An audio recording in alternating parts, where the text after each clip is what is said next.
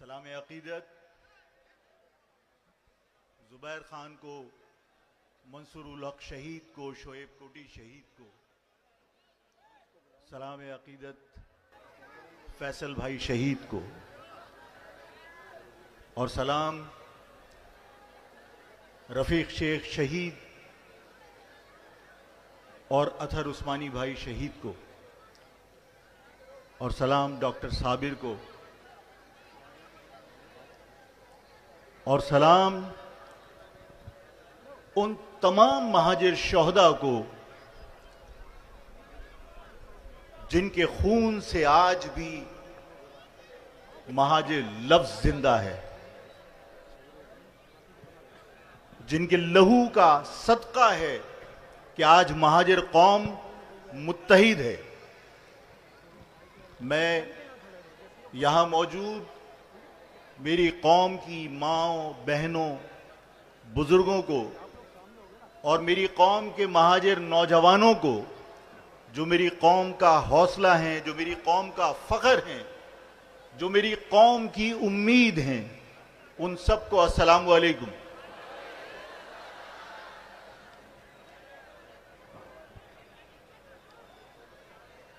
मुझे ये जो लोग खड़े हैं पीछे, जो माएँ बहनें हैं ना, उनको नजर नहीं आ रहा है। तो जितने लोग हैं, हेलो, वॉलंटियर खवातीन में नहीं जाना बेटा। ये जितने लोग हैं सब बैठ जाओ, प्लीज बैठ जाओ बेटा, बैठ जाओ। शाबाश शाबाश, बैठ जाओ।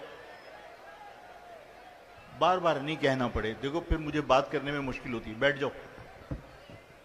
यहां जो लोग खड़े हैं बैठ जाओ प्लीज।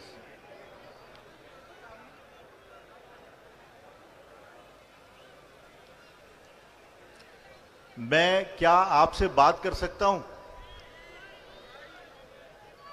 आवाज आपकी नहीं आ रही है मुझे।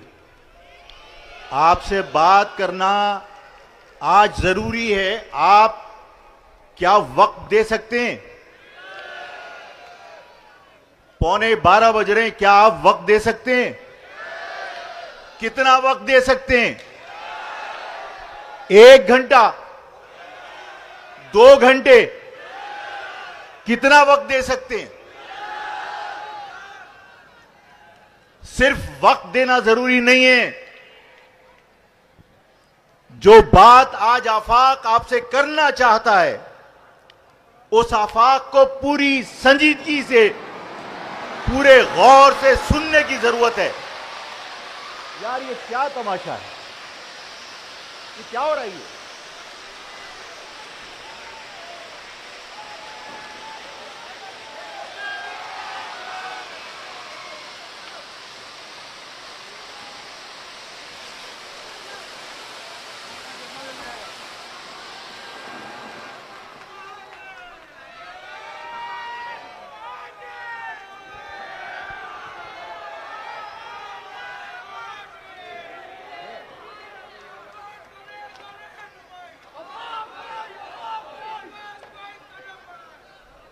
बस बस, मैं क्या तवक्को कर सकता हूं कि सिर्फ टाइम देने की बात नहीं है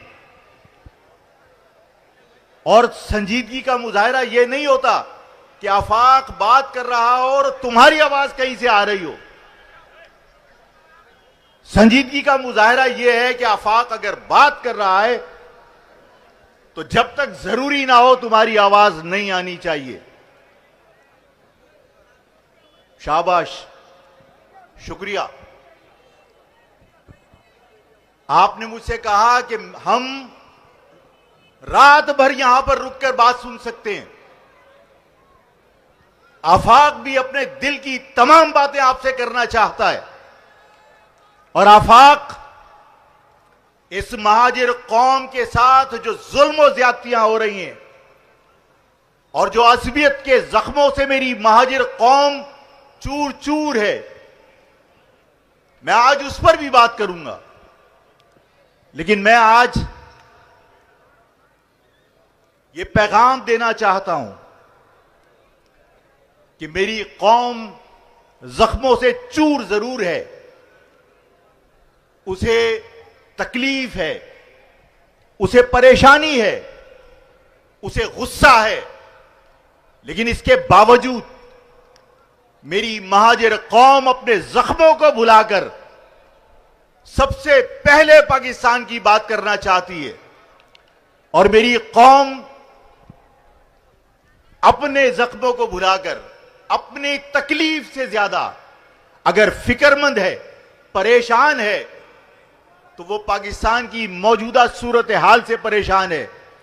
इसलिए कि उनके बुजुर्गों के बनाए हुए वतन में कहीं अमन नहीं है, हर जगह दहशतगर्दी है, हर जगह कुछ तो खून है। मेरी फौज के जवान, मेरे पुलिस के जवान रोज शहीद हो रहे हैं।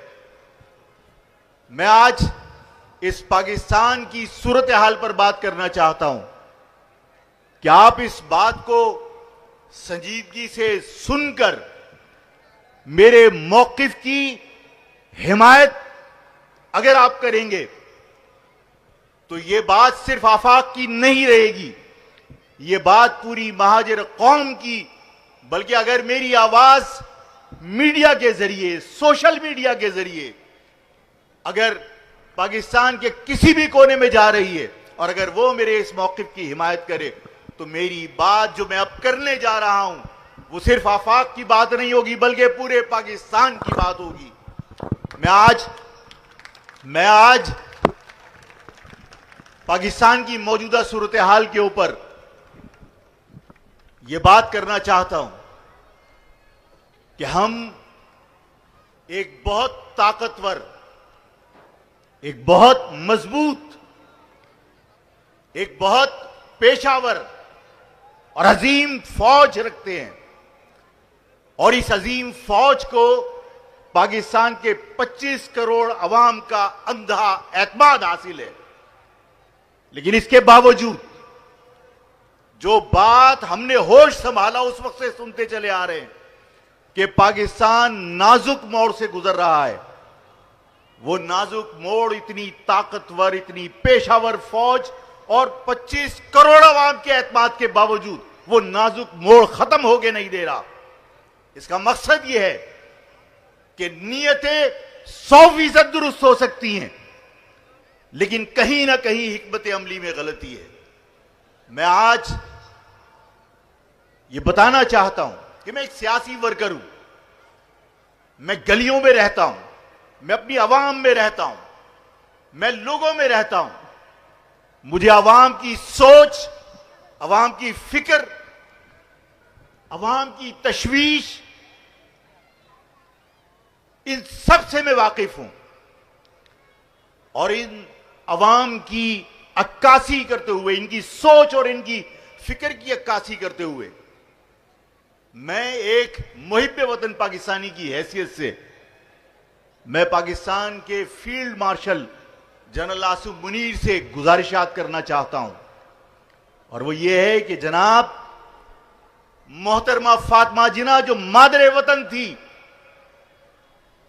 उसने तहरीक पाकिस्तान में कायद आजम के शाना बशाना कुर्बानियां दी थी। जनरल अय्यूब के दौर में उसके ऊपर तशद्दुद किया गया। जनरल अय्यूब के दौर में उसको हिंदुस्तान का एजेंट कहा गया, उसको गद्दार कहा गया। और चीफ साहब, वो दिन है और आज का दिन है, गद्दारी के सर्टिफिकेट बटना थमने को तैयार नहीं है, रुकने को तैयार नहीं है। उसी तरह, उसी तसलजुल के साथ इस मुल्क में गद्दारी के सर्टिफिकेट बांटे जा रहे हैं जो रुकना चाहिए। आज मैं चीफ साहब से यह कहना चाहता हूं कि यकीनन आपकी बैनुल अक़वामी सतह पर लोगों के साथ जो जंगें हो रही हैं, ईरान की या अमेरिका की, आप उसमें बहुत अहम किरदार अदा कर रहे हैं, सुलह करवाने में सालिसी का रोल प्ले कर रहे हैं, बिल्कुल कर रहे हैं आप। लेकिन जनाब, कभी आपने सोचा है कि आपको इस मुल्क के अंदरूनी मामलात में उलझाकर 3 दिहाइयों से जो चंद खानदान इस पाकिस्तान को लूट रहे हैं, उन्होंने आपको अंदरूनी मामलात में उलझाकर आपके पीछे छुपकर लूटमार का बाजार गर्म किया हुआ है। और इस लूट खसूट का मलबा मुल्क के सलामती के इदारों पर गिर रहा है। आपको जहां आप बैनुल अक़वामी सतह पर अपना किरदार अदा कर रहे हैं, इस मुल्क की सलामती के लिए, इस मुल्क के इस्तेहकाम के लिए, चीफ साहब आपको कुछ कड़वे फैसले करने पड़ेंगे। मैंने जिस तरह आपसे अर्ज की कि नियतों पर यकीन है, शक नहीं है कि नियतें सही हो सकती हैं, लेकिन कहीं ना कहीं हिकमत अमली में गलती जरूर हो रही है। और उन गलतियों को दूर करने के लिए मैं गुजारिश करता हूं आर्मी चीफ से, फील्ड मार्शल से, कि जनाब ताकत के इस्तेमाल को रोकिए और इस ताकत के इस्तेमाल को रोकने के साथ साथ आप फैक्ट फाइंडिंग कमेटी बनाइए जो आला अदलिया के जजिस पर मुश्तमिल हो, जो नेशनल असेंबली के अंदर इख्तिदार और हज़्ब इख्तिलाफ के अराकीन पर मुश्तमिल हो, जो एक्स सर्विसमैन सोसाइटी जो आर्मी की है उसके नुमाइंदों पर मुश्तमिल हो, और साथ में जो सूबा अनार्की का शिकार है, जो सूबा दहशतगर्दी का शिकार है, उस सूबाई असेंबली के नुमाइंदों पर मुश्तमिल एक फैक्ट फाइंडिंग कमेटी बनाइए जो वजूहात तलाश करे इन मसाइल की, इन चैलेंजेस की, इन दहशतगर्दियों की जिसका हम और आप सामना कर रहे हैं, जिसका मुल्क सामना कर रहा है। और उस फैक्ट फाइंडिंग कमेटी की रिपोर्ट के साथ साथ उनसे तजावीज मांगिए कि तुम्हारी फाइंडिंग की मौजूदगी में इन मसाइल का हल क्या है, और उन मसाइल के हल के ऊपर जो फाइंडिंग्स आती हैं, जो लोग अपनी रिपोर्ट तैयार करते हैं, जो लोग तजावीज तैयार करते हैं, पाकिस्तान के 25 करोड़ आवाम को एतमाद में लेने के लिए वो फैक्ट फाइंडिंग रिपोर्ट और उन मसाइल के हल के ऊपर जो तजावीज हैं वो पब्लिक की जानी चाहिए, वो शाये की जानी चाहिए, ताकि लोगों को पता चले कि कहां हमसे गलती हो रही है। मैं आर्मी चीफ से यह भी मुतालबा करना चाहता हूं कि जनाब इस पाकिस्तान में जो हम ताकत का इस्तेमाल कर रहे हैं, गोली और गोला ये फासले बढ़ाता है, गोली और गोले ये नफरतें पैदा करते हैं, मुकालमा है जो कुर्बत बढ़ाता है, मुकालमा है जो इत्तेहाद पैदा करता है, मुकालमा है जो तमाम इख्तिलाफात दूर करके मुल्क की सलामती के लिए लोगों को जमा कर सकता है। मैं आर्मी चीफ से मुतालबा करता हूं, और इसलिए आर्मी चीफ से मुतालबा करता हूं कि इस पाकिस्तान में बाकी लोगों को पाकिस्तान से दिलचस्पी नहीं है। मैंने जिस तरह कहा कि वो तो इन इदारों के पीछे छुप के लूट मार करने में मसरूफ हैं, उन्हें कोई दिलचस्पी नहीं है कि पाकिस्तान टूटता है टूट जाए, पाकिस्तान तबाह होता है तबाह हो जाए। सारी जिम्मेदारी आर्मी चीफ आप पर है।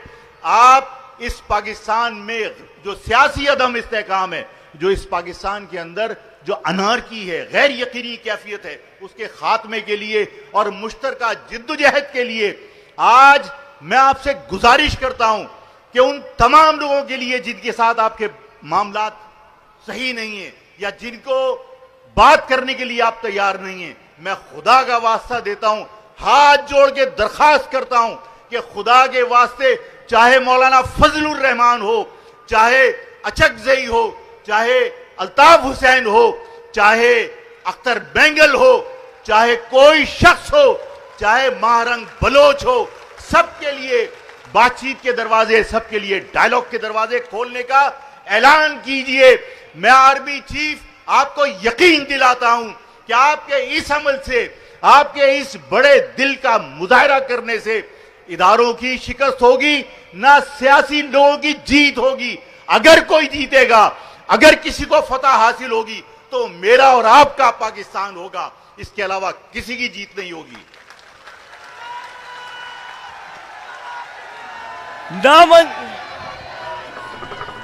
नामंजूर। Hello hello hello.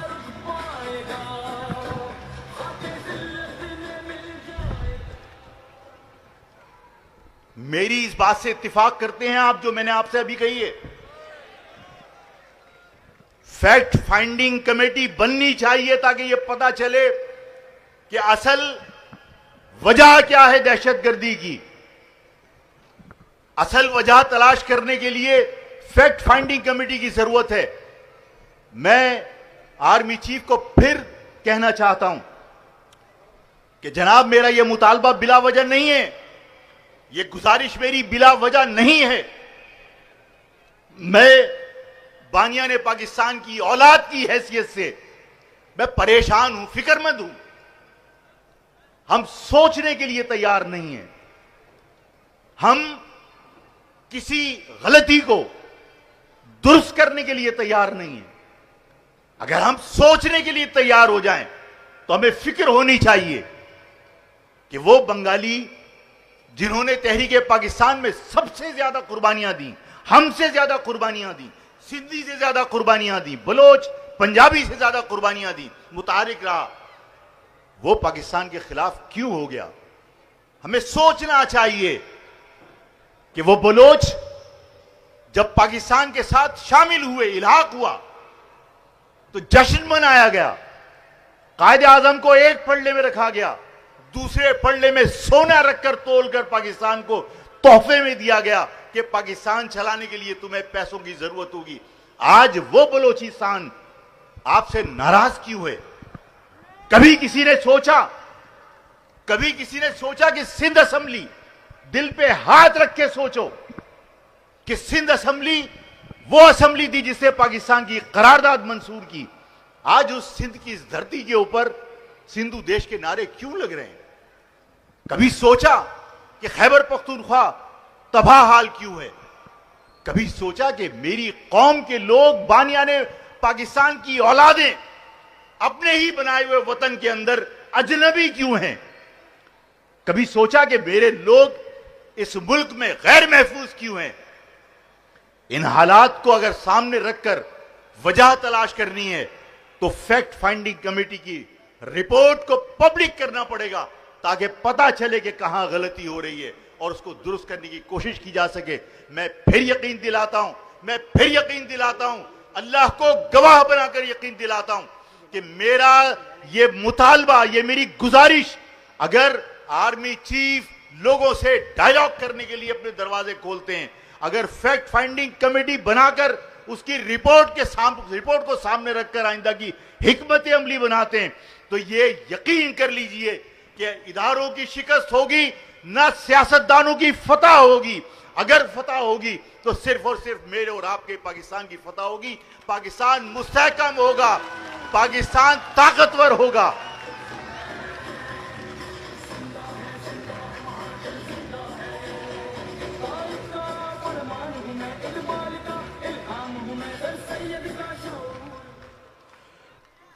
मेरी महाजर, मैं मीडिया के जो लोग खड़े हुए हैं, मैं उनका शुक्रिया अदा करता हूं कि उन्होंने मेरे कहने पर बैठ गए। और ये जो सोशल मीडिया वाले खड़े हुए हो ना, कुर्सी यहाँ, ये टेबल के पीछे, ये भी कुर्सी लेके आगे बैठो, वरना मैं किसी को भेज के फिर यहाँ बिठाऊंगा। जी आगे बैठो, पीछे खवातीन को से निकलो। अच्छा ये बात मैंने क्यों कही थी? अरे ये लोग तो वो हैं, मेरे भाइयों की तरह हैं, मेरे बच्चों की तरह हैं, लेकिन ये वो लोग हैं जो यहां से रिकॉर्डिंग करके बेचारे अपने मालिकान को देते हैं, और मालिकान को पहले से फोन आया हुआ होता है कि आफाक ने क्या कहा है, वो पूरी रिकॉर्डिंग हमें चाहिए, और वो रिकॉर्डिंग वहां जाती है। क्या ये मीडिया के लोग आपको कवर करते हैं? क्या टीवी पर आपको कवरेज मिलती है? एजेंसियों से बगैर पूछे ये टीवी पे कवरेज नहीं कर सकते। हमें तो जो कवरेज मिलती है, हमारे ये लोग, हमारी ये आवाम सोशल मीडिया के जरिए अपना पैगाम आगे तक पहुंचाती है। हमें इलेक्ट्रॉनिक मीडिया की जरूरत नहीं है। भाई हो मेरे, लेकिन जो बात मैं कहता हूं, मैंने एक जगह पर कहा था कि ये समझना गलत है कि तुम पर नजर नहीं, मसरूफ हम बहुत हैं लेकिन बेखबर नहीं। जो कुछ मीडिया के लोग करते हैं वो पता है मेरी कौम की माओ, बहनों, बुजुर्गों और नौजवानों, अब बात कर लें अपने हुकूक की, अपने साथ होने वाली जुल्म और ज्यादतियों की। इस पाकिस्तान में जब मेरी कौम के लोग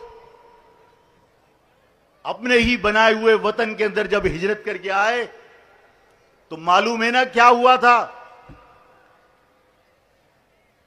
हमारे लोगों को आने के बाद जब वो पंजाब में दाखिल हुए और ये समझ करके हम पाकिस्तान में आ चुके, उन्होंने पाकिस्तान की मिट्टी पर अपना माथा टेक दिया, सजदे शुक्र अदा किया कि हम पाकिस्तान आ गए। सिंध की जमीन पर जब आए तो ये सोच कर आए कि ये मेरे बाप दादाओं का बनाया हुआ वतन है और मैं अपने बनाए हुए वतन में जा रहा हूं। यहां आए तो अल्लाह का शुक्र अदा करके सजदा शुक्र भी अदा किया और इस मिट्टी के ऊपर माथा टेक कर यह यकीन किया कि मैं अपने वतन में आ गया। लेकिन सिंध में भी यही कहा गया कि आगे है पाकिस्तान, और पंजाब में भी यही कहा गया कि आगे है पाकिस्तान, और किसी ने अपनी नहरी जमीन पर आफाक के बुजुर्गों को करीब रुकने तक नहीं दिया। और इस शहर में जो बबूल का शहर था, जो कीकर का शहर था, जहां पीने को पानी मयसर नहीं था, वहां धकेल दिया गया। मेरे बुजुर्गों का हुनर था, मेरे बुजुर्गों की तालीम थी, उन्होंने इस शहर को शहर बना दिया। लेकिन जानते हो कि ये कौन लोग कर रहे हैं? वो लोग जो ये कहते हैं कि ये पाकिस्तान सिंध की धरती पर बना है, ये पाकिस्तान पंजाब में बना है, ये पाकिस्तान खैबर पख्तूनख्वा में बना है, ये पाकिस्तान बलूचिस्तान में बना है, और सिंध के लोग हमें ताने देते हैं कि पाकिस्तान सिंध की धरती पर बना है और तुम्हें हमने पनाह दी है, हमने तुम्हें यहां पर रहने के लिए जगह दी है, तुम हमारी धरती पर आए हो। मैं आज ये बात कहने पर मजबूर हूं। मैं बहुत एहतियात करता हूं कि किसी की दिल शिकनी ना हो, किसी की, मैं कोशिश करता हूं कि किसी का इज्जत नफ्स मजरू ना हो। लेकिन जब मेरी माओं को, मेरी बहनों को, जब मेरे बुजुर्गों को ताने दिए जाएंगे कि सिंध की धरती पर हमने पनाह दी है, तो मैं ये कहने पर मजबूर हूं कि ये कहने वाले लोग वो लोग हैं जिनके तन के ऊपर धोती के अलावा कुर्ता नहीं होता था। ये वो लोग ताने तुम्हें देते हैं कि जिनकी जायदादें नहीं, उनकी औरतें, उनकी माएं, बहनें हिंदुओं क्या गिरवी रखी थी। ये तुम्हारे बुजुर्गों की कुर्बानी का समर है कि आज उनकी माएं बहनें आजाद हैं। हमारी भी वो माएं बहनें थीं, अगर वो आजाद हुई, हिंदुओं के पास गिरवी रखी थी, हम भी खुश हैं, हम भी अल्लाह का शुक्र अदा करते हैं। लेकिन ये कहना कि सिंध की धरती पर पाकिस्तान बना था और तुम्हें हमने सिंध की धरती पर पनाह दी है, तो मैं आज ये बात वाज़ेह तौर पर कह देना चाहता हूं, आप भी सुन लीजिए, और जितने लोग ताना देने वाले हैं, जितने लोग एजेंसियों के लोग हैं, सब कान खोल के सुन लो कि पाकिस्तान सिंध की धरती पर नहीं बना, पाकिस्तान पंजाब की धरती पर नहीं बना, पाकिस्तान खैबर पख्तूनख्वा की धरती पर नहीं बना, पाकिस्तान बलूचिस्तान की धरती पर नहीं बना। पाकिस्तान अगर बना है तो मेरे 20 लाख बुजुर्गों की लाशों के ऊपर बना है, और उस पाकिस्तान पे तुमसे ज्यादा मेरा हक है, मेरे लोगों का हक है। हम लेके रहेंगे, हम लेके रहेंगे इन भेदभाव से, इस लूटमार से। आवाज नहीं आ रही है? इस लूटमार से मैं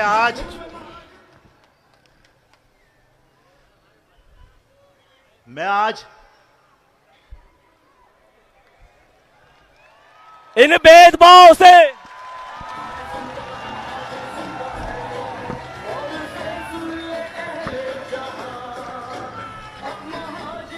हम लेके रहेंगे आजादी, हम लेके रहेंगे इन भेदभाव से, इन लूटमार से, इन झूठे वादों से, गुंडागर्दी से, सिंध के वडेरों से, कौम के इन गद्दारों से। बस बस बस बस बस बस। देखो, एक चीज तो मैंने अभी आपको ये कही कि ये सिंध की धरती पे नहीं बना पाकिस्तान। पाकिस्तान मेरे 20 लाख बुजुर्गों की लाशों पर बना है। साथ में कहते हैं कि भूखे नंगे आए थे। इसका भी जवाब दूं? भूखे नंगे कहने वाले लोग, जिस तरह मैंने कहा कि एक धोती के अलावा तन पे कुर्ता नहीं होता था, हिंदुओं की गुलामी करते थे और ताना हमें देते हैं कि हम नंगे भूखे आए थे। इस पाकिस्तान के अंदर किसी के पास सरकारी मुलाजमीन को देने के लिए तनख्वाह के पैसे नहीं थे। मेरे बुजुर्ग थे जिन्होंने पाकिस्तान भर के सरकारी मुलाजमीन को अरसे दराज तक अपनी जेब से तनख्वाहें दी हैं। ये थे भूखे नंगे लोग।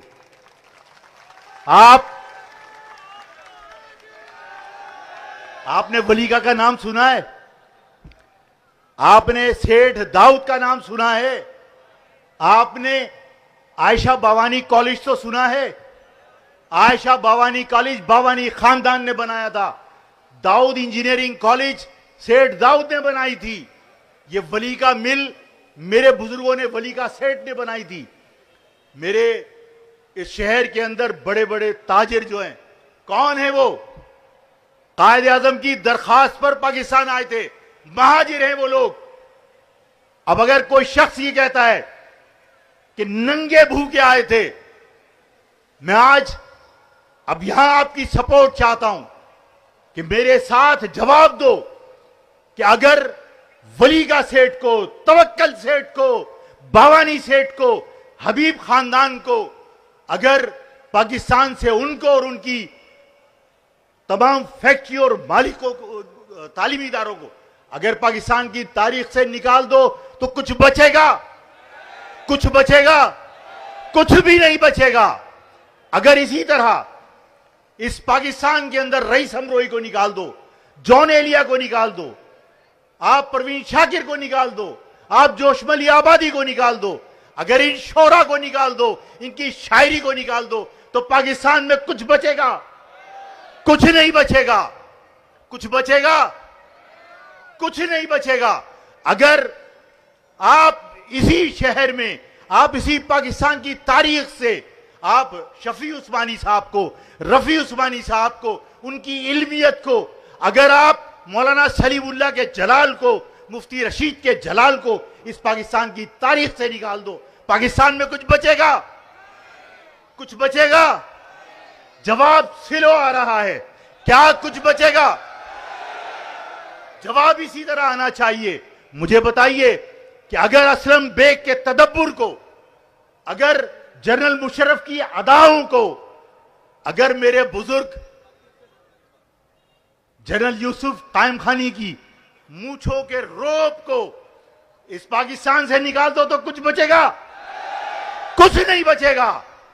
अगर इसी तरह लियाकत अली खान की सखावत को, पाकिस्तान से मोहब्बत को, अगर सरदार अब्दुल रब नश्तर की मोहब्बत को, उसकी सखावत को पाकिस्तान से निकाल दो, कुछ बचेगा? अगर डॉक्टर कदीर के जो मोहसिन पाकिस्तान है, अगर उसको और उसके एटम बम को पाकिस्तान से निकाल दो, कुछ बचेगा? कुछ नहीं बचेगा। अगर पाकिस्तान के अंदर कायदे आजम बंबई से हिजरत करके आते हैं, अगर उस कायदे आजम को जो महाजिर है पाकिस्तान की हिस्ट्री से निकाल दो, तो क्या पाकिस्तान में कुछ बचेगा? जब हमारे बगैर पाकिस्तान में कुछ बचेगा नहीं, तो यह बात यकीन से कहता हूं और तुम भी यकीन कर लो कि पाकिस्तान हम हैं और हम ही पाकिस्तान हैं और पाकिस्तान से पाकिस्तान को जुदा नहीं किया जा सकता।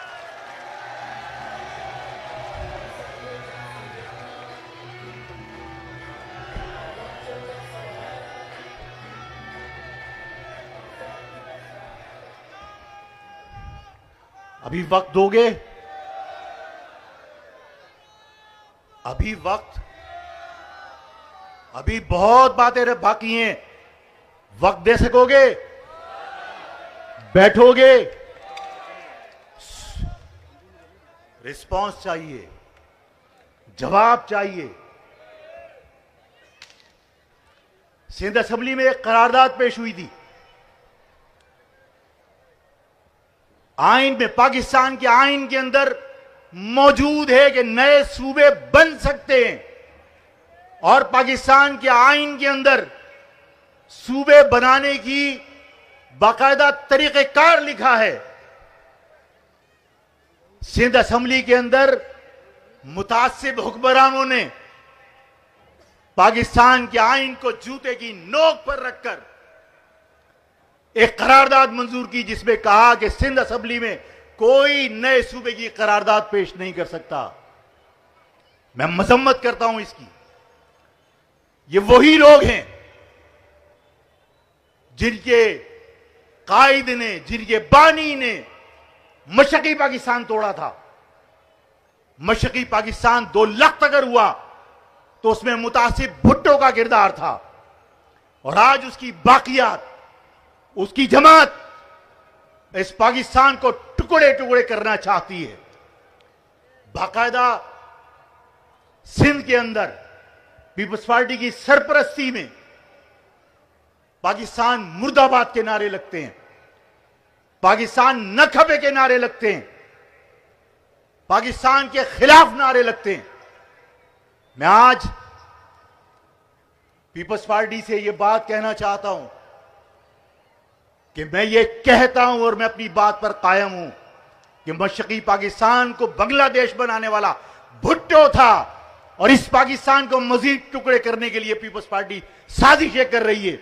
और अगर पीपल्स पार्टी मुल्क के खिलाफ साजिश में मुलविस नहीं है, और अगर पीपल्स पार्टी इस मुल्क से मोहब्बत करती है, तो जिस तरह तुमने सूबे के खिलाफ करारदाद मंजूर की, इस मुल्क में, इस सूबे में तुम्हारी नाक के नीचे, तुम्हारी सरपरस्ती में, तुम्हारे पैसों के साथ मुल्क के खिलाफ नारे लग रहे हैं, सिंधु देश के नारे लग रहे हैं, पाकिस्तान मुर्दाबाद के नारे लग रहे हैं। अगर पीपल्स पार्टी इस साजिश में मुलविस नहीं है, तो पीपल्स पार्टी फौरी तौर पर सूबाई असेंबली से, सिंध असेंबली से करारदाद मंजूर कराए कि जो लोग सिंध के अंदर पाकिस्तान के खिलाफ नारे लगा रहे हैं, सिंधु देश के खिलाफ नारे, सिंधु देश के नारे लगा रहे हैं, पाकिस्तान मुर्दाबाद के नारे लगा रहे हैं, वो पाकिस्तान के गद्दार हैं, वो दहशतगर्द हैं, और उनके खिलाफ कार्रवाई होनी चाहिए। अगर ये करारदाद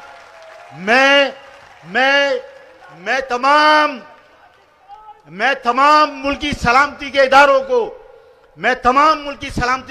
को यह बात समझाना चाहता हूं कि अगर पीपल्स पार्टी पाकिस्तान मुर्दाबाद के नारे लगाने वालों को, पाकिस्तान न खपे के नारे लगाने वालों के खिलाफ, पाकिस्तान के खिलाफ सिंधु देश के नारे लगाने वालों के खिलाफ अगर करारदाद पेश नहीं करती, मंजूर नहीं कराती, तो मेरी इस बात पर यकीन कर लें मुल्की सलामती के इदारे भी कि भुट्टो ने पाकिस्तान को दोलख्त किया था। उसकी बाकी मानदा पार्टी पाकिस्तान को मजीद टुकड़ों में तकसीम करना चाहती है। पाकिस्तान के वफादार नहीं है ये लोग। मैं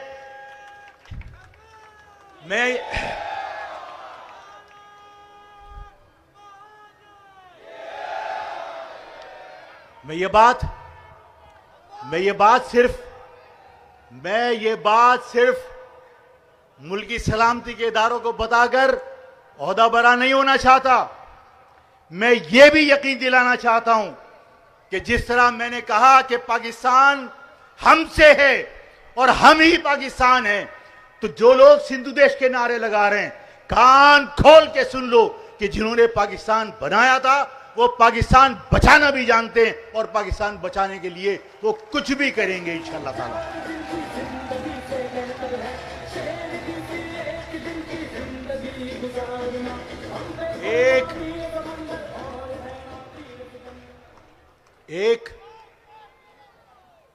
एक सीरियस मामला, और वो मामला ये है कि कल मेरी निगाह से एक स्टेटमेंट गुजरा। ये मरकजी कायदीन ये भी मेरी बात को तवज्जो से सुनो। कल मेरी निगाह से वजीर आजम का एक स्टेटमेंट गुजरा। वजीर आजम कह रहे हैं कि हम सऊदी अरब के साथ खड़े हैं और पाकिस्तान की आवाम सऊदी अरब के साथ खड़ी है। मैं आज ये ऐलान करना चाहता हूं कि फॉर्म 47 पर गवर्नमेंट बनाने वालों को क्या ये इख्तियार हासिल है कि वो पूरे पाकिस्तान की आवाम की नुमाइंदगी करें? ये फॉर्म 47 के ऊपर असेंबलियों में पहुंचने वाले ये यकीन दिला रहे हैं कि पाकिस्तान की आवाम उनके साथ है और वो सऊदी अरब के साथ खड़े हैं। मैं आज ये बात कहना चाहता हूं कि पाकिस्तान की आवाम अपने मुस्लिम उम्मा के साथ खड़ी है। मुस्लिम उम्मा के दो बिरादर मुल्कों में अगर कभी कोई लड़ाई होगी तो पाकिस्तान की आवाम किसी एक तरफ खड़ी नहीं होगी बल्कि सालिसी का किरदार अदा करेगी। यह खतरनाक अमल है कि दो मुस्लिम ममालिक के दौरान, ये मुस्लिम बिरादर मुल्कों के दौरान कोई लड़ाई है और पाकिस्तान ये कहे कि जनाब हम सऊदी अरब के साथ खड़े हैं।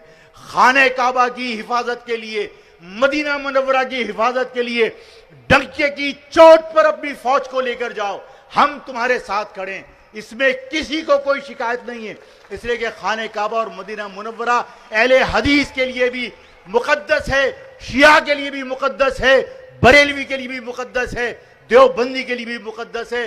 हर मकतबे फिक्र के लिए मदीना और मक्का उसकी जान से ज्यादा अजीज है।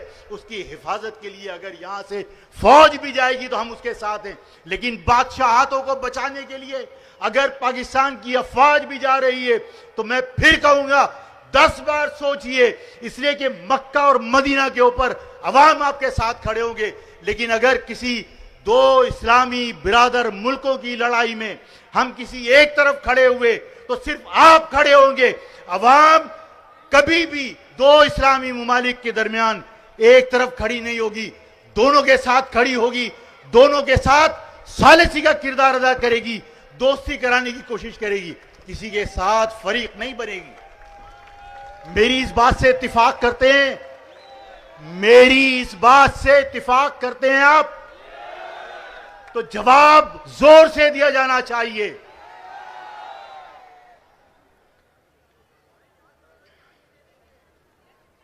क्या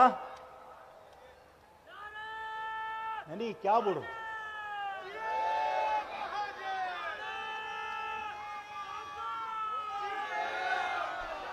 अच्छा चलो सहाफी हजरात, हेलो हेलो हेलो, बस सहाफी हजरात, जाहिर है कि ये सहाफी हजरात में से बहुत सारे सहाफत में अभी आए होंगे, लेकिन इनमें मैं कुछ सहाफियों को जानता हूं जो बहुत सीनियर हैं। सहाफी अपने दिल पर हाथ रख के बताए कि आफाक ने यह कहा था कि 1986 वाला माहौल वापस आएगा। आज 1986 वाला माहौल इन सहाफियों को नजर आ रहा है या नहीं?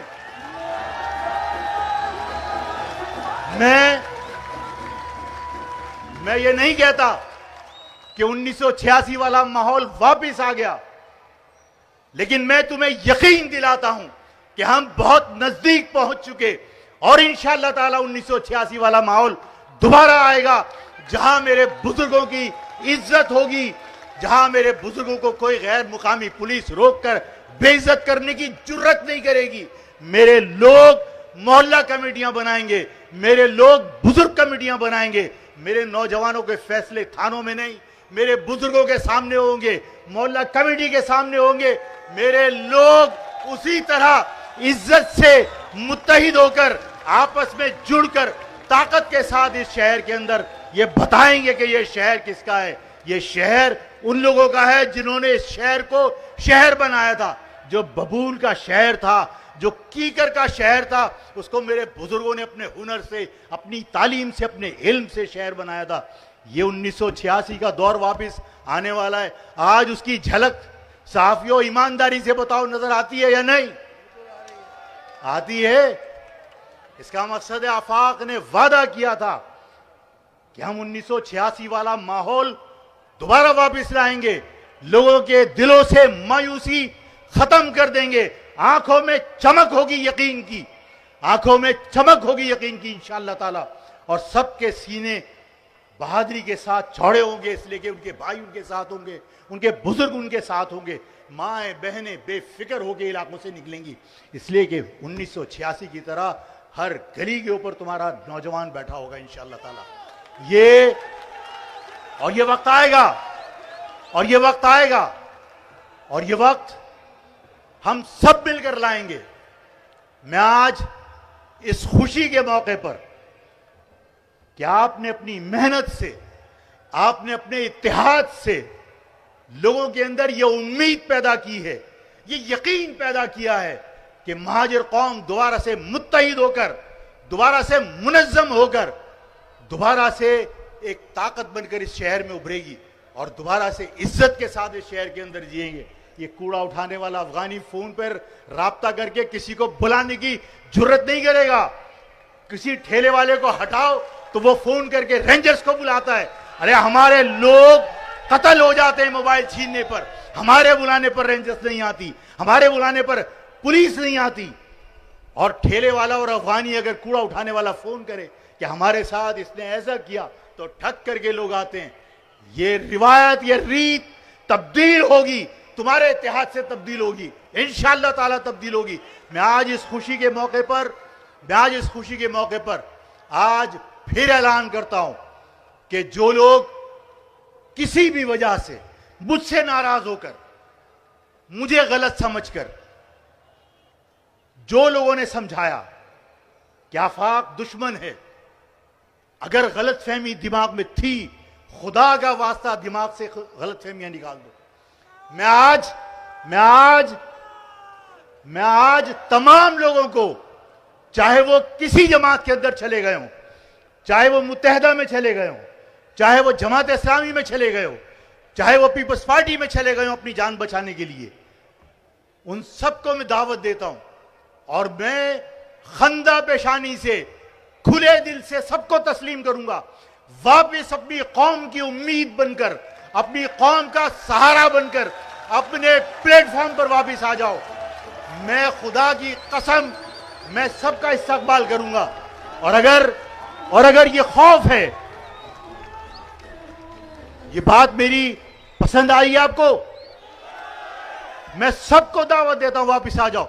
और मैं ये कहना चाहता हूं कि दिलों में ये खौफ अगर है कि हमने मुत्तहिदा छोड़ी तो हमें पकड़वा देंगे, हमने फला को ज्वाइन किया तो गिरफ्तार हो जाएंगे। अरे यार, तुम जिन लोगों से डर रहे हो वो तुम्हारी तरह दो हाथ पांव वाले इंसान हैं, वो जमीन पर खुदा नहीं है। और दूसरी बात, उनमें से कोई मेरा रिश्तेदार है, उनमें से कोई तुम्हारा रिश्तेदार है, उनमें से कोई इनका रिश्तेदार है, वो सब हमारे रिश्तेदार हैं। अगर हम उन्हें समझाएं कि भाई तुम गलत कर रहे हो, जो तुम फॉर्म 47 के जरिए जिन गधों को तुम असेंबली में पहुंचाते हो, वो तुम्हारे शहर को भी नहीं बना सकते, वो इस कौम को भी डिलीवर नहीं कर सकते। अगर हम एक जगह जमा होकर इस शहर में ताकत की तरह, यहां पत्थर की तरह अगर गड़ जाएंगे तो इस मुल्क का दिफा करेंगे। अगर हम पत्थर की तरह गढ़कर मजबूत होंगे तो हम सिंधु देश का मुकाबला कर सकते हैं, हम इस पाकिस्तान की हिफाजत कर सकते हैं। ये हमारे ही तो रिश्तेदार हैं, इन्हें समझाने की जरूरत है। इन्हें कोई ये समझाओ कि ये मुल्क तुमसे ज्यादा मेरा है। इस मुल्क के खिलाफ अगर मेरी हुब्बुल वतनी चेक करना चाहते हो तो आज अगर मैं ये कहता हूं कि यह मुल्क उनसे ज्यादा मेरा है, मेरे बुजुर्गों का है, मेरी कौम के लोगों का है, मेरी हुब्बुल वतनी चेक करना चाहते हो, महसूरीन मशरकी पाकिस्तान को जाकर देखो कि 66 कैंपों में आज भी जानवरों की तरह जिंदगी गुजारते हैं, लेकिन पाकिस्तानी परचम उठाकर वो यहां पाकिस्तान आने का इंतजार करते हैं। यह है हुब्बुल वतनी की मिसाल। अगर कोई और मिसाल चाहिए वो भी देने को तैयार हैं, लेकिन खुदा का वास्ता हमारे सब लोग रिश्तेदार हैं। समझाओ इनको कि इनको मुल्क दुश्मन कहकर अपने से दूर मत करो। इस पाकिस्तान में पहले ही गद्दारी के सर्टिफिकेट बांट बांट कर आपने पाकिस्तान के लोगों को मुतनफिर कर दिया। मैं यकीन दिलाता हूं कि पाकिस्तान के लोग पाकिस्तान के खिलाफ नहीं है। हमारी हरकतों से, हमारे रवैयों से नाराज हैं। पाकिस्तान से कोई नाराज नहीं हो सकता। इस पाकिस्तान को बनाने के लिए बलोच ने भी कुर्बानी दी है, इस पाकिस्तान को बनाने के लिए पख्तून ने भी कुर्बानी दी है, इस पाकिस्तान को बनाने के लिए सिंध असेंबली में करारदाद पास हुई थी। महाजिरों का रिकॉर्ड उठाकर देख लो, 20 लाख अफराद कुर्बान किए थे इस पाकिस्तान को बचाने के लिए, बनाने के लिए। तो वो लोग पाकिस्तान के खिलाफ कैसे सोच सकते हैं?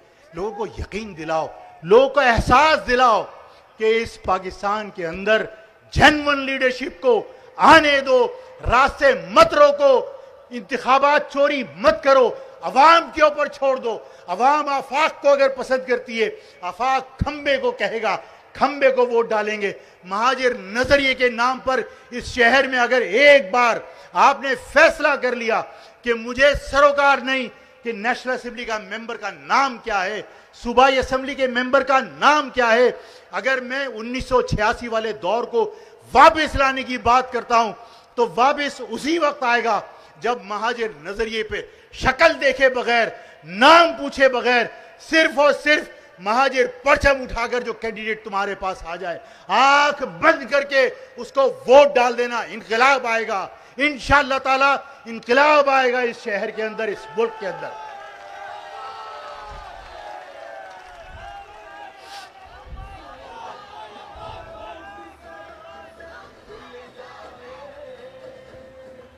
आज मैं बार बार आपसे पूछ रहा हूं, टाइम है, टाइम है।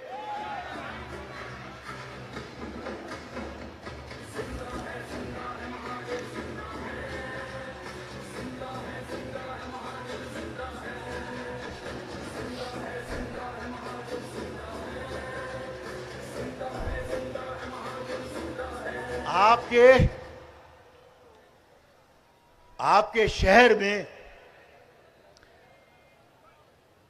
लोग ये बातें कर रहे हैं कि कराची को वफाक के हवाले कर दिया जाए। पीछे आवाज आ रही है, लाइब्रेरी के पास जो लोग खड़े हैं आवाज आ रही है, हाथ हिला के बताओ आवाज आ रही है पीछे। मैं आपको यह बताना चाहता हूं कि इस शहर में यह बातें की जा रही है कि कराची को वफाक के हवाले कर दो। कौन सा वफाक? वो वफाक जिसने तुम्हें पूरा गिना ही नहीं और सिंधियों के साथ साजिश करके तुम्हारी पीठ में छुरा घोंपकर 3.5 करोड़ इंसानों को 2 करोड़ गिना गया। अगर वो वफाक तुम्हें पूरा गिन लेता तो क्या आज 5.5 करोड़ के इस सूबे सिंध के अंदर सिर्फ कराची के 3.5 करोड़ वोटों से क्या इंतखाब जीतना मुश्किल था? क्या 3.5 करोड़ लोगों को पूरा गिन लेते तो क्या वजीर आला सिंधी होता? कभी नहीं हो सकता था। वजीर आला अगर होता तो वो तुम्हारी कौम का होता। तुम्हें पूरा गिना नहीं गया, तुम्हारे पीठ में छुरा घोंपा गया। तुम्हें यह कहा जाता है कि सिंध ने तुम्हारे साथ ज्यादती की। बिल्कुल ज्यादती की है, जुल्म किया है, नौकरियों से बेदखल किया है, तालीमी मैदान में हमारा कत्लेआम किया है।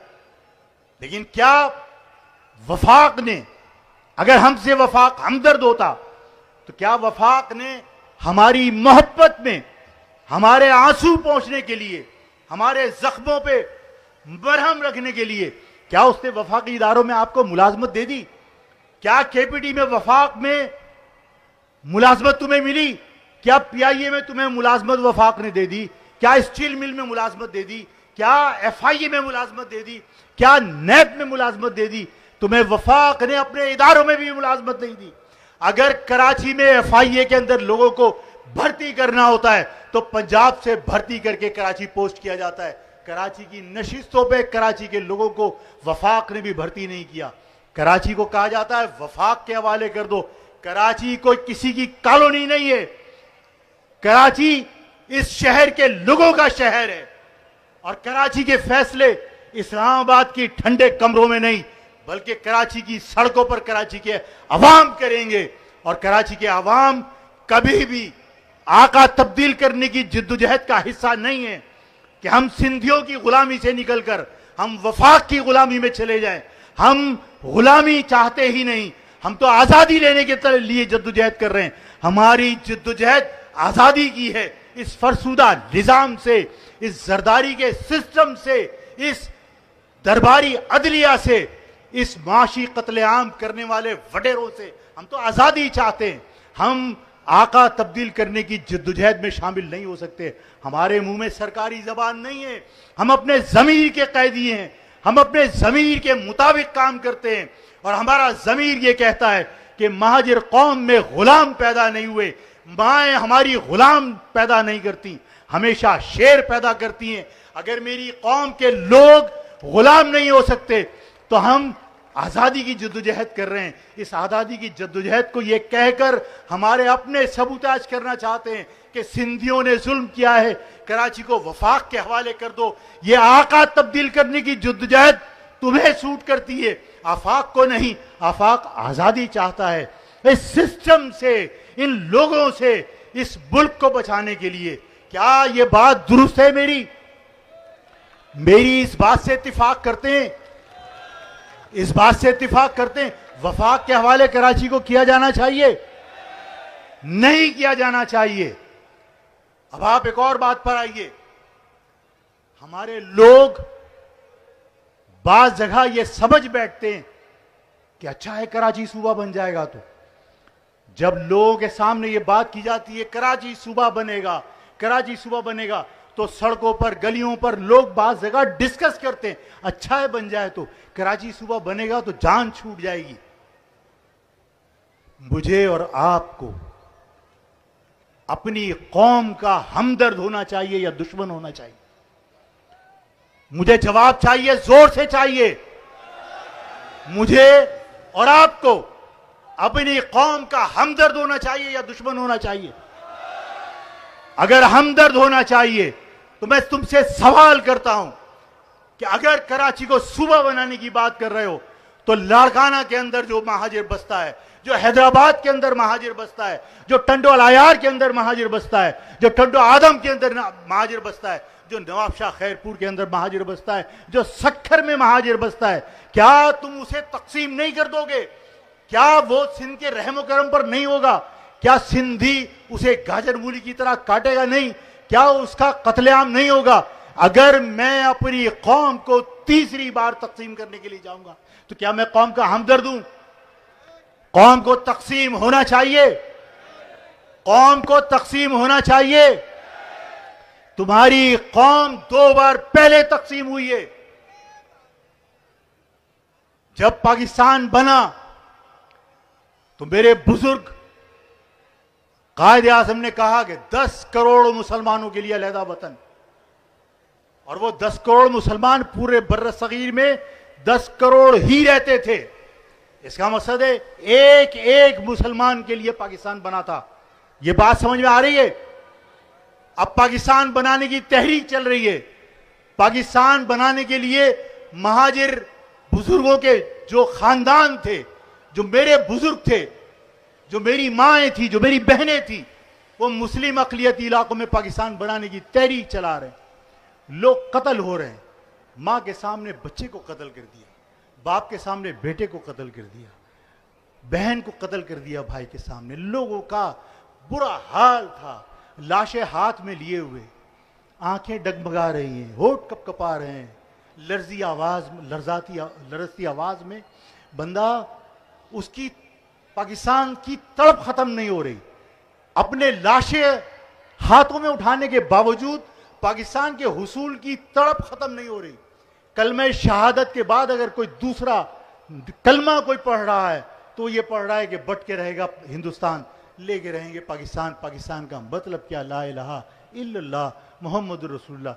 लोग अपने लाशों को उठाकर कलमे शहादत के बाद अगर पाकिस्तान के नारे लगा रहे थे, उनको पाकिस्तान आने नहीं दिया। जब पाकिस्तान बना और हिजरत का अमल शुरू हुआ तो हिजरत का अमल मुकम्मल होने से पहले सरहदें बंद कर दी गई और कहा गया कि जो हिंदुस्तान के अंदर लोग रह गए वो वहां की हिंदुओं की जो हुकूमत कायम हो उसकी वफादार बन के रहे। अगर हिंदुओं की ही गुलामी करनी थी तो ऐ कायद तुमने वादा क्यों किया था कि बर सगीर के 10 करोड़ मुसलमानों के लिए अलहदा वतन बनेगा? धोखा हुआ मेरी कौम के साथ, धोखा हुआ मेरे बुजुर्गों के साथ। यहां अगर चांदी की सूरत में बीवी आ गई तो सोने की सूरत में वहां मां रह गई, कहीं फुप्पी आ गई तो चची जान रह गई, कहीं चची जान आ गई तो मुमानी जान रह गई। हमारे खानदान बट के रह गए, हमारे खानदान तकसीम हो गए। हमें कमजोर करने के लिए हमें रोक के सरहदें बंद करके हमें तकसीम किया गया। ये पहला अमल था जब पाकिस्तान के अंदर लोगों को आने से रोककर महाजर कौम को तकसीम किया गया। महाजर कौम के इस तकसीम के अमल से, इस जख्म से अभी हम चूर थे, हम इस जख्म को भुला नहीं सके थे कि मशरकी पाकिस्तान का सानहा हो गया। मशरकी पाकिस्तान के अंदर अलहदगी की तहरीक शुरू हो गई। वो बंगाली जो पाकिस्तान बचाने के लिए, पाकिस्तान बनाने के लिए हमसे ज्यादा आगे थे, उन्होंने पाकिस्तान के खिलाफ नारे लगाना शुरू कर दिए, पाकिस्तान तोड़ने की बातें शुरू कर दी। पाकिस्तान की फौज गई, पाकिस्तान की यहां से फौज भेजी गई। पाकिस्तान की फौज को वहां की गलियां नहीं पता थी, पाकिस्तान की अफवाज को वहां के रास्ते नहीं पता थे, वहां के लोग उनसे वो वाकिफ नहीं थे। हमारे लोग थे जिन्हें तुम बिहारी कहते हो, उन्होंने पाकिस्तान की फौज के शाना बशाना पाकिस्तान बचाने की जिद्दोजहद की। उस लड़ाई को अपनी लड़ाई समझा कि पाकिस्तान बचाना है, पाकिस्तान को बचाने के लिए कुछ भी कुर्बान करना पड़े हम कुर्बान करने के लिए तैयार हैं। पाकिस्तान की फौज शाना बशाना, इनको देखकर उसकी हौसले बढ़े। पाकिस्तान की अफवाज को मेरे खानदान के लोग, मेरी कौम के लोग, उन्हें कभी अकेला नहीं निकलने देते थे। लोग अगर कहीं गली से निकलना चाहते थे तो उन सिपाहियों की जान खतरे में ना पड़ जाए, पहले मैं निकलूंगा, ताकि अगर बंगाली तुम्हारे लिए घात लगा के बैठा हो तो मेरी जान चली जाए, तुम्हारी जान ना जाए। मेरी पाक फौज के सिपाही बच जाएं, मेरी पाक फौज के जवान बच जाएं। अगर नहरों से पानी पीना हुआ, अगर प्यास बुझाने के लिए किसी नहर की तरफ कोई पाकिस्तान का सिपाही बढ़ा तो उन्होंने कहा रुको, इस नहर से पहले मैं पानी पी लूं, इसलिए कि हो सकता है इस नहर में बंगालियों ने जहर मिला दिया हो। अगर जहर मिला होगा तो मैं मरूंगा, मेरी पाक फौज का जवान बच जाएगा। इस पाक फौज के शाना बशाना लड़ने वाले लोग आज रेड क्रॉस के कैंपों में हैं। पाकिस्तान टूट गया, पाकिस्तान की अफवाज अल्हम्दुलिल्लाह वापिस आ गई, लेकिन फी सबीलिल्लाह लड़ने वाले लोग आज भी रेड क्रॉस के कैंपों में हैं। जिया ने कहा भिखारी हैं, बेनजीर ने कहा बोझ हैं। आज दूसरी मर्तबा तकसीम हो गई कि आधे महाजिर मैसूरी मशरकी पाकिस्तान के कैंपों में हैं, आधे यहां हैं। अब तीसरी बार तकसीम की साजिश रची जा रही है कि अगर पाकिस्तान के अंदर कराची सूबे की बात करोगे तो कराची से बाहर रहने वाला महाजिर कराची के लोगों से नफरत करेगा कि तुमने अपने मफादात के लिए कराची सूबा बना लिया, तुमने कभी हमारे मुस्तकबिल के बारे में नहीं सोचा, तुमने हमें सिंधियों के रहम करम पर छोड़ दिया, सिंधी उन्हें मारेंगे। जिस तरह आज यहां पर हमें अजरक पहनाकर जुल्म किया जाता है कि अजरक पहनो, अजरक की नंबर प्लेट लगाओ, इसी तरह इंडिया में हर जगह पर वो क्या बंदे मातरम कहलवाने की कोशिश करते हैं, अपनी सकाफत, अपनी सोच हमारे सरों पर मुसल्लत करने की कोशिश करते हैं। अगर कराची सूबा बन जाए तो मुझे बताओ कि अंदरूनी सिंध महाजिर क्या कटेगा नहीं, लुटेगा नहीं? तुम्हें मालूम है कि जब नकले मकानी होती है तो इज्जतें महफूज नहीं होती, जब नकले मकानी होती है तो इज्जतें ताराज होती हैं। हम उस किस्से को सुनते हैं तो रूह कांप जाती है कि मेरे लोग, जब मुमताज भुट्टो के फसादात हुए थे, मेरे लोग वहां से हिजरत करने पर मजबूर हुए। खुदा की कसम, यह वाकया जब मैंने सुना तो मैं हिल गया, मैं कांप गया कि यार किस तरह लोगों ने मेरी कौम के साथ जुल्म किए। कि जब वहां हिजरत का अमल हो रहा था तो वहां पर कहा गया कोई शख्स अपने घर से मालो असबाब लेकर नहीं जाएगा, सब लोग निकलो यहां से। लोग बगैर सरो सामान के वहां से निकल रहे थे। वहां से एक बाप अपनी 2 बेटियों को लेकर निकल रहा था। उससे कहा कि तुम्हें कहा था कि मालो असबाब यही छोड़कर जाना। उसने कहा मैं खाली हाथ हूं, मैं कुछ लेकर नहीं जा रहा। कह रहा ये 2 बेटियां लेकर जा रहा है, एक का हाथ पकड़कर रोक लिया। खुदा की कसम क्या दुख की तकलीफ की वो रात होगी। वो बाप अपनी उस बेटी को छोड़कर दूसरी बेटी की इज्जत बचाने के लिए हाथ पकड़कर उसने आगे का सफर शुरू कर दिया कि एक की इज्जत बच जाए। एक वहां छोड़कर आने पर मजबूर हुआ। नकले मकानी कोई अच्छा अमल नहीं होता। जब तक तुम मुत्तहिद नहीं हो तुम्हें लोग काट देंगे। अगर यहां से सक्खर तक का महाजिर एक नहीं हुआ और अगर उसने ये बताया नहीं कि सक्खर में अगर किसी महाजिर को तकलीफ पहुंची तो यहां कोई तकलीफ पहुंचाने वाले का खानदान सही सलामत बचेगा नहीं, तब तक तुम्हारी कौम को कोई बख्शेगा नहीं। आज अगर कराची की तकसीम की बात करोगे तो कराची की तकसीम का मकसद यह है कि अपनी कौम के लोगों को तकसीम करोगे। तुम्हारा इत्तेहाद तुम्हारी इज्जतें बचा सकता है। तुम्हारा इत्तेहाद तुम्हारी बेटियों को, तुम्हारी बहनों को महफूज बना सकता है। और अगर तुमने कराची को अलग सूबा बनाने की साजिश का हिस्सा बनने का कभी सोचा भी तो ये सोच लेना अंदरून सिंध के महाजिर तुम्हें कभी माफ नहीं करेंगे। हमें सक्खर के आखिरी कोने तक एक एक महाजिर के मफादात का दिफा करना है और इस शहर में बैठकर करना है। अगर कोई ये समझता है कि आफाक ने कराची सूबे की तहरीक से इनकार कर दिया तो यस, तुम्हारी हिमायत में इनकार कर रहा हूं कि कराची सूबा हमारी आवाज नहीं है, हमारा मुतालबा नहीं है। ये पंजाब की साजिश है। कराची सूबा हमारा मुतालबा नहीं है। सूबा बनेगा, लाजमी बनेगा, हर कीमत पर बनेगा, किसी गैर के बैसाखियों पर नहीं, अपनी कौम के जोरे बाजुओं पर बनेगा। और सिंध के शहरी अवाम के साथ मिलकर पूरे सिंध के शहरी इलाकों पर नया सूबा बनेगा और इस सूबे को कोई माय का लाल नहीं रोक सकता।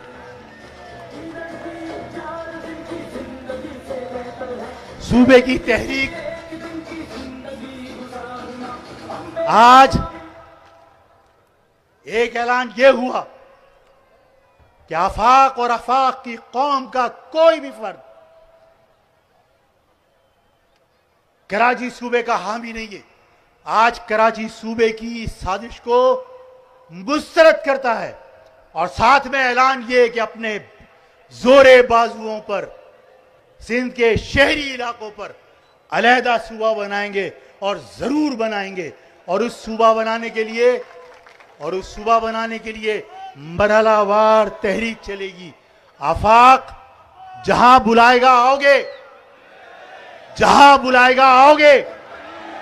आफाक दावत देता है कि 13 तारीख को जिला वस्ती के अंदर जश्न पाकिस्तान मनाएंगे और वो जश्न पाकिस्तान भी शहरी इलाकों पर मुश्तमिल सूबे का हिस्सा होगा कि जो लोग सिंध के खिलाफ नारे लगा रहे हैं उनको बताएंगे कि हम इस पाकिस्तान से मोहब्बत करते हैं और पाकिस्तान से शहरी इलाकों को इसलिए अलग करना चाहते हैं कि सिंध के शहरी इलाके अलग होंगे तो सिंध का शहरी इलाका तरक्की करेगा, कराची तरक्की करेगा, कराची तरक्की करेगा तो मुल्क तरक्की करेगा।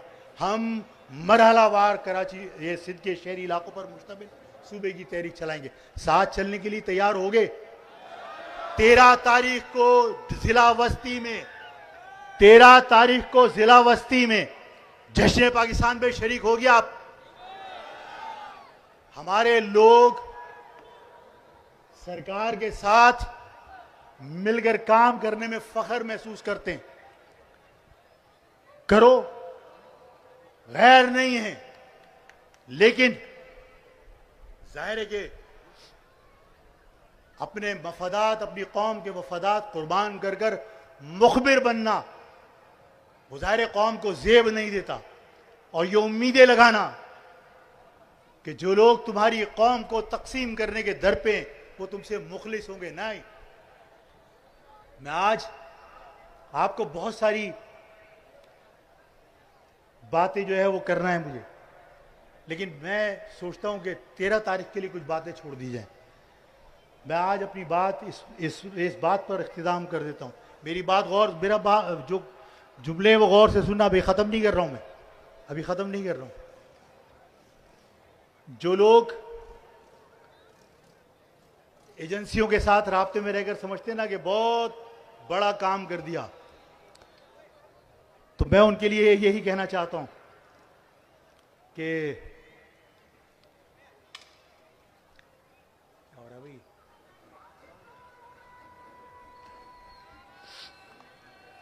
मुझे असल में सुनो सुनो सुनो सुनो सुनो सुनो सुनो सुनो सुनो थोड़ा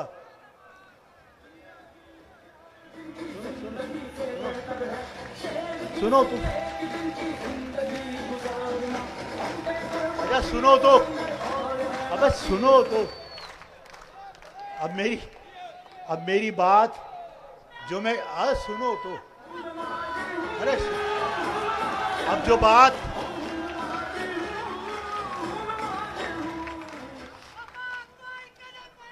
अच्छा मैं सुनो, अरे सुनो, अच्छा सुनो,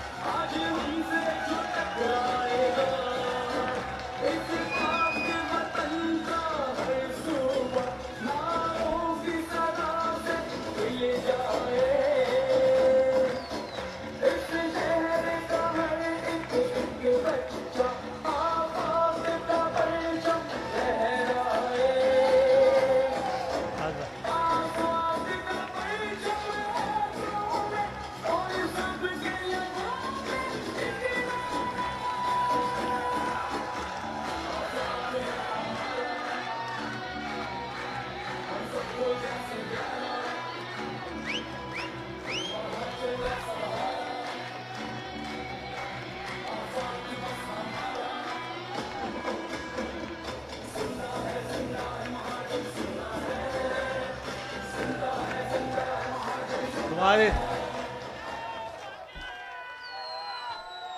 अच्छा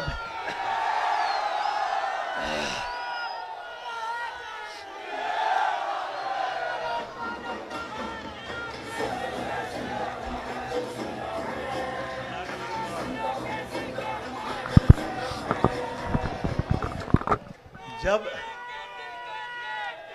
अच्छा बस बस बस अच्छा बस बस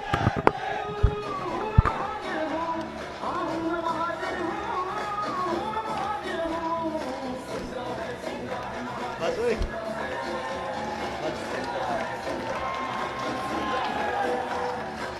बस बस बस बस बस बस बस बस अच्छा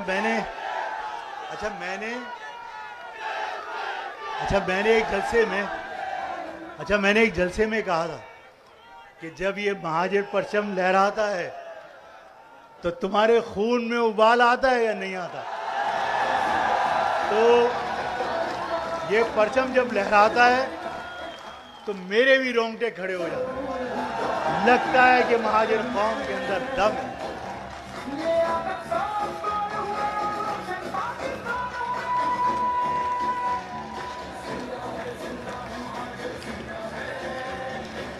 चलो जीते रहो, चलो जीते रहो, सब खुश रहो, बस बस बस बस चलो बस चलो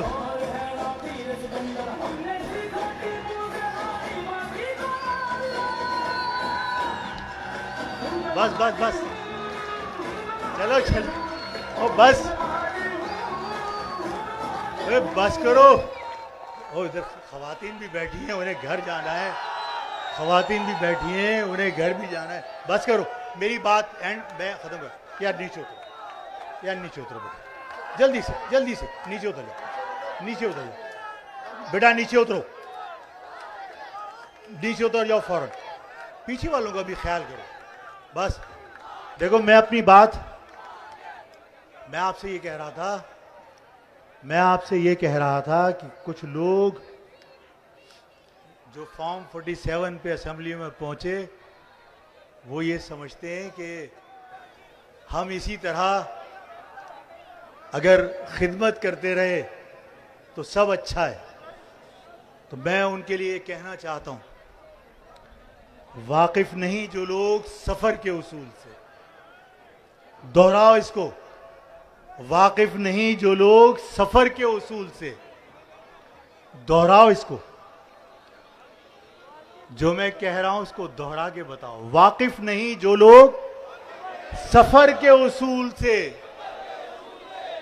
भीख मांग रहे हैं बबूल से,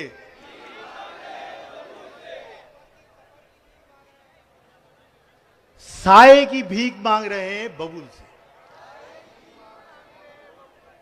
वाकिफ नहीं जो लोग सफर के उसूल से साए की भीख मांग रहे हैं बबूल से। बबूल समझते हो? मैंने कहा था कि इस शहर में जो तुम्हें धकेला तो यहां बबूल था। बबूल एक दरख्त होता है, कांटे झाड़, जिसमें सिर्फ कांटे होते हैं लंबे लंबे, उसमें पत्ते नहीं होते, साया नहीं होता उससे। तो वाकिफ नहीं जो लोग सफर के उसूल से साए की भीख मांग रहे हैं बबूल से। मैं आज तक सफर में हूं इस यकीन के साथ, मैं आज तक सफर में हूं इस यकीन के साथ कि उभरेंगी मंजिलें मेरे कदमों की धूल से। तमाम लोग खुश रहो, आबाद रहो, मुत्तहिद रहो, ताकतवर बनो, अपनी कौम का सहारा बनो। सबका बहुत बहुत शुक्रिया। अल्लाह तुम्हारा निगहबान।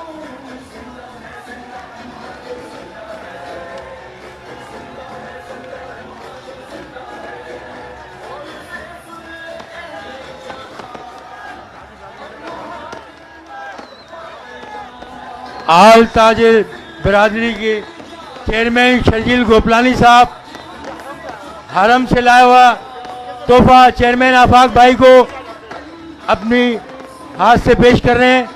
शर्जील गोपलानी साहब।